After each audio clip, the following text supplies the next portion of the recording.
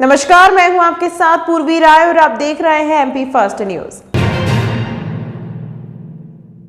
सिंहस्थ केलुए शिवराज सिंह की तरह मोहन यादव भी शासन के खजाने खोले। आह्वान, अखाड़े पर लगा टैक्स माफ कराने कलेक्टर पहुंचे अखाड़ा महामंत्री।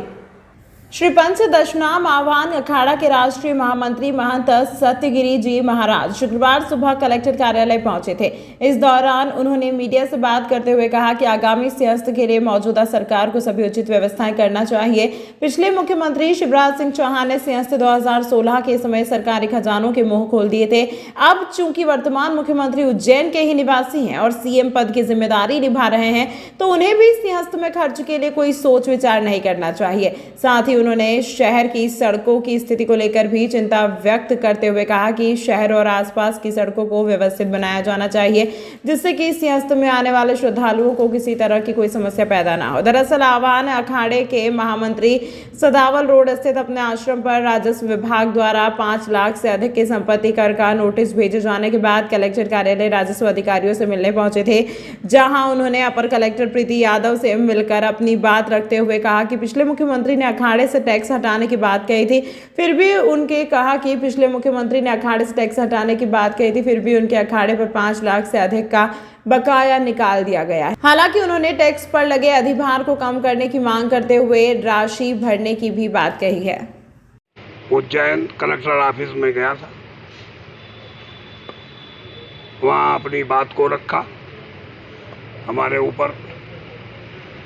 जब शिवराज सिंह सरकार ने घोषणा कर दी थी कि कोई भी टैक्स नहीं रहेगा, और अभी कल परसों जो घोषणा मोहन यादव भी करने लगे, तो उसकी वरीयता उसे मान्यता दी जाएगी। किसी ने मेरे को बोला था कि लिखित नहीं उन्होंने किया, लिखित नहीं किया या किया ये उनका विषय है।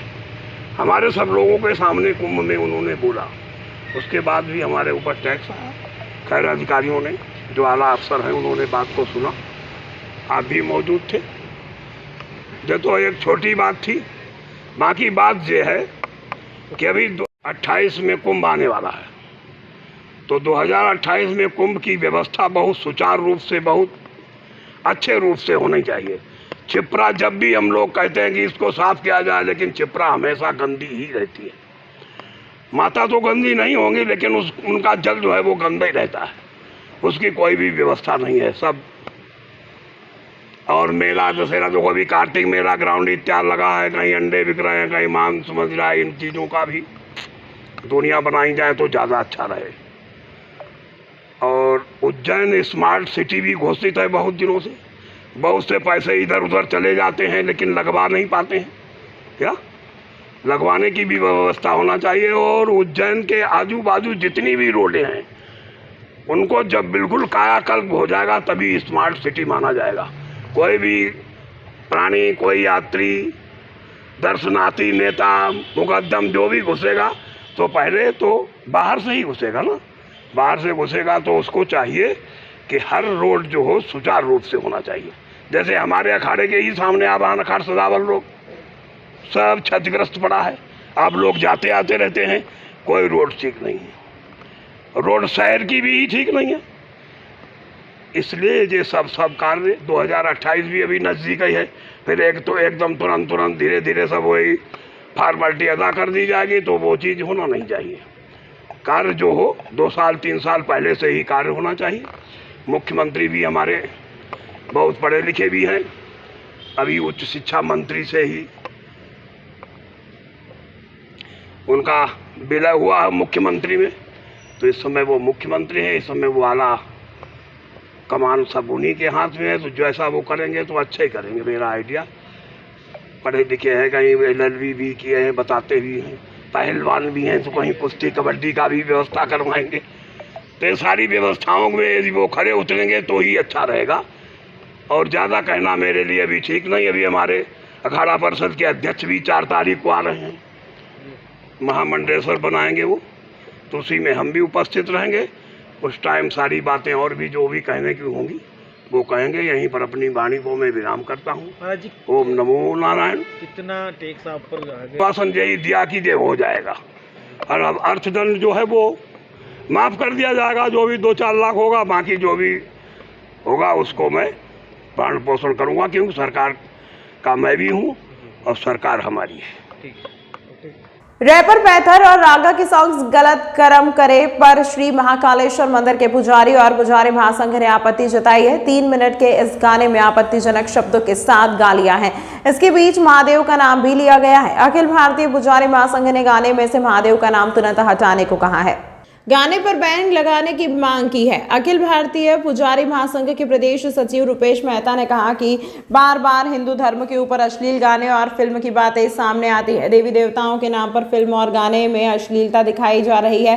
पुजारी महासंघ के महासचिव व महाकाल मंदिर के पुजारी महेश शर्मा ने कहा कि हिंदू सनातन धर्म बड़ा सरल धर्म है, इसीलिए बार बार इस प्रकार की टीका टिप्पणी और अश्लील बातें आ रही है। गाने की महादेव का नाम हटाए, अन्यथा इसके खिलाफ विरोध प्रदर्शन किया जाएगा।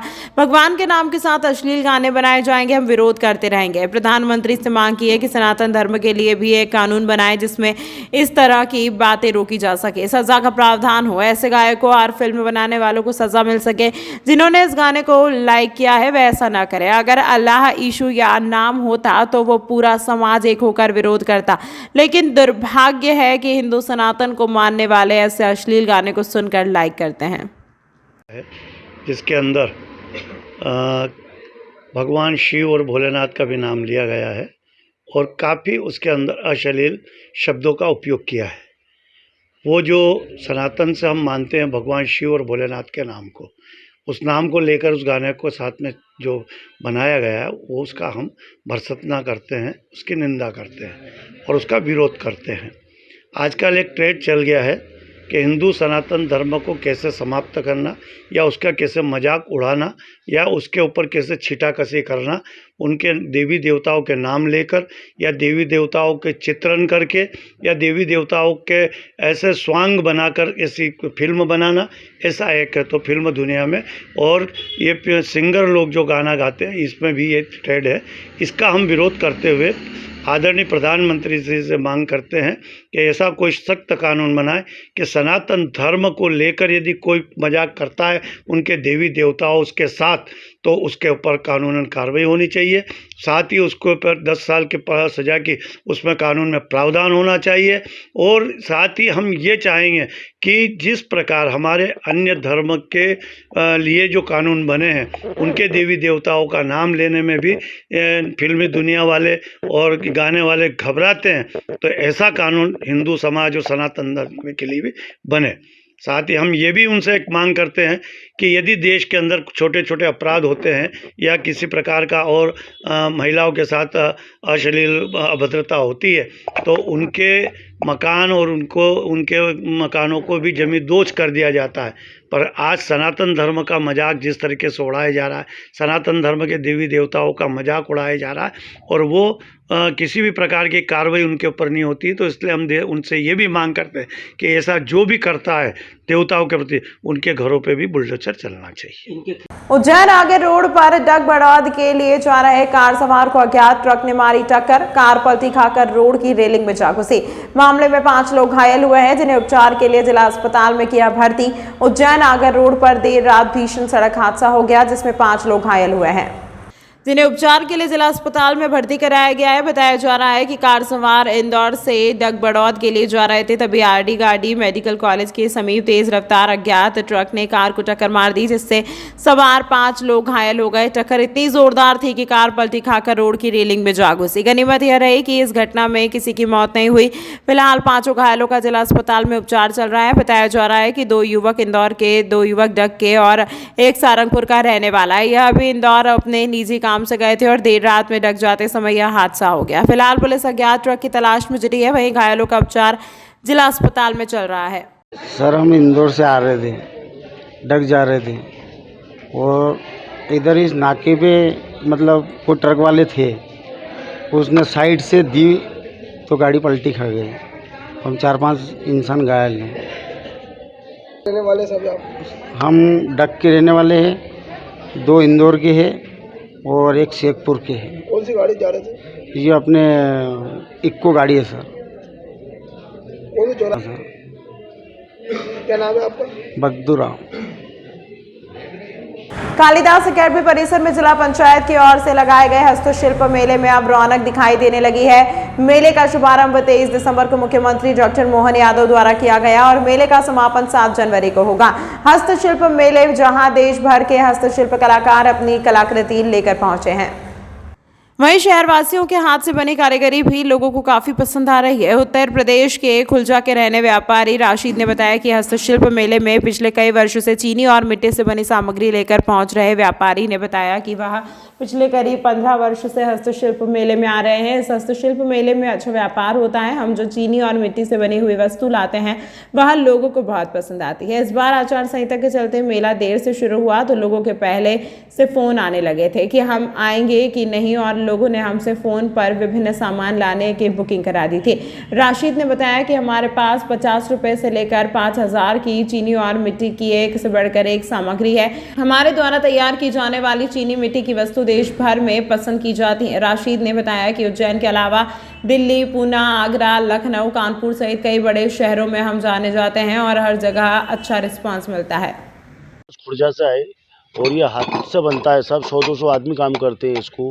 पहले इसको कच्चा बनाया जाता है, फिर इस पर पेंटिंग करी जाती है, फिर हैंड वर्क होता है इसके ऊपर में, और सब शहरों में चलता है। आज जो उज्जैन में आया हुए हैं 10, 15, 20 साल से आए हम लोग, 15 साल से उज्जैन में आ रहे हैं, पर अब के कुछ अलग हटके आया है। जो एक्सपोर्ट वाला माल होता है, जो फॉरेन कंट्री जाता है, हैदराबाद, बम्बई, पूना, सब जगह ये चलता है। पहले जो क्रोकरी आती थी लाइट वेट, उसमें बोल चाइना मिक्स होता है, और ये शुद्ध क्रोकरी बोला जाता है इसको। शुद्ध चीनी मिट्टी से बना हुआ है ये। अंदर में 500 से लेके इसमें 2000 तक की प्लेटें रहती है। 500 रुपये पर बॉल रहता है इसके अंदर में। चटनी कटोरी, बॉल, सर्विंग बॉल सब रहते हैं इसमें। बोनजाई घर के सब किचन का आइटम रहता है। और फिर गमले भी है मेरे पास में, जो मार्केट में नहीं मिलता वो मेरे पास में मिलता है। बॉम्बे, हैदराबाद, पूना सब जगह बनता है मेरा, सब जगह लगता है, पूरे भारत में चलता है और बाहर भी लगता है। बुक भी होता है उसमें, 2 महीने 3 महीने वेटिंग में भी रहता है। बुक भी होता है, किचन का पूरा चलता है मेरे पास में। आपका नाम? चांद, मोहम्मद चांद। महाकाल मंदिर के बाहर रुद्राक्ष बेचने वाली महिलाओं के बीच जमकर मारपीट का वीडियो वायरल हुआ है। विवाद का यह वीडियो उस समय का है जब बड़ी संख्या में भक्त महाकाल मंदिर पहुंच रहे हैं। ऐसे विवाद के दौरान सड़क पर हंगामा मच गया। महाकाल मंदिर के बाहर शुक्रवार को उस समय हंगामा मच गया जब मंदिर के बाहर सड़क पर भक्तों को रुद्राक्ष बेचने वाली पारधी समाज की महिलाएं आपस में भिड़ गई, जिसका वीडियो बनाकर किसी ने वायरल कर दिया। वीडियो में करीब आधा दर्जन महिलाएं आपस में जूते, चप्पल और लात घूंसों से एक दूसरे में पीटती हुई नजर आ रही हैं। इसी बीच कुछ पुरुष उन्हें अलग करने का प्रयास भी करते हैं, लेकिन विवाद कर रही महिलाएं मारपीट करते हुए चाय की दुकान पर पहुंच जाती हैं। इस बीच उन्हें वहां से भगाया जाता है। आपको बता दें कि ये पहला मामला नहीं है जब मंदिर के बाहर देश विदेश के भक्तों के सामने इस तरह की मारपीट की घटना हुई। एडिशनल एसपी जयंत राठौर ने बताया कि रुद्राक्ष बेचने वाली महिलाओं के बीच हुए विवाद के बाद सभी को चेतावनी देकर छोड़ दिया गया है। साथ ही अब मंदिर के आसपास या परिसर में इस तरह से रुद्राक्ष बेचने पर भी रोक लगाने को कहा है। मारपीट का मामला क्या मामला है? महाकाल परिसर में कुछ महिलाओं में आपस में मारपीट हुई है जो वहाँ पर रुद्राक्ष और मालाएं बेचती हैं। ये आसपास के गांव से अपनी आजीविका चलाने महाकाल आते हैं और इस प्रकार दुकानदारी करते हैं। जो आपस में विवाद हुआ है उसमें मारपीट का दृश्य सामने आया है, वीडियो जारी हुआ है। उस पर महाकाल पुलिस थाना तत्काल कार्रवाई कर रहा है और आइडेंटिफाई करके उनके खिलाफ सख्त कार्रवाई की जाएगी। सर, आए दिन देखा जाता है कि दुकानदार आपस में झगड़ते हैं जिसके कारण श्रद्धालु परेशान होते हैं। किस प्रकार से उनको चेतावनी दी जाएगी? देखिए, जो पहले एक घटना हुई थी उसमें भी जो आपस में विवाद किया था उनके खिलाफ कार्रवाई की गई है। और जहां तक आपस के विवाद का सवाल है उससे श्रद्धालुओं पे कोई असर नहीं है और न ही उनके साथ कोई दुर्व्यवहार है। अगर श्रद्धालुओं के साथ उज्जैन जिले की 42 रेत खदानों की नीलामी हो गई है, जिसके चलते सरकार को करोड़ों रुपए का राजस्व प्राप्त होगा। 5 सालों से अधिक समय से उज्जैन जिले की रेत खदानों की नीलामी में किसी भी ठेकेदार ने रुचि नहीं दिखाई थी और इसके चलते रेत माफिया चोरी छुपे नदियों और गंभीर डैम से रेत निकालकर मार्केट में अवैध रूप से रेत की सप्लाई कर रहे थे। इसके कारण जिला खनिज विभाग और सरकार को करोड़ों रुपए राजस्व की हानि हो रही थी। इसके बदले में विभाग द्वारा इन रेत माफिया पर निरंतर कार्रवाई कर जुर्माना वसूला जाता रहा था, मगर लीगल तरीके से खदानें नहीं संचालित हो रही थी। मगर अब खनिज विभाग की टीम द्वारा किए गए प्रयासों से इन 42 खदानों की नीलामी हो गई है। खनिज विभाग के निरीक्षक आलोक अग्रवाल ने बताया कि जल्द ही 1 माह में इस प्रक्रिया को पूरा कर खदानें शुरू कर दी जाएंगी, जिसके चलते मार्केट में वैध ठेकेदार रेत बेच पाएंगे और सरकार को करोड़ों रुपए राजस्व मिलेगा। काफी समय से अब क्या प्रक्रिया चल रही है? इस वर्ष शासन द्वारा नीलामी कर दी गई है। जिले की समस्त 42 खदानों को हमारे द्वारा नीलाम किया गया है, जिसमें की कार्रवाई जारी है। लगभग 1 माह में ये खदानें स्टार्ट। तमाम महत्वपूर्ण खबरों के लिए देखते रहिए MP फर्स्ट न्यूज।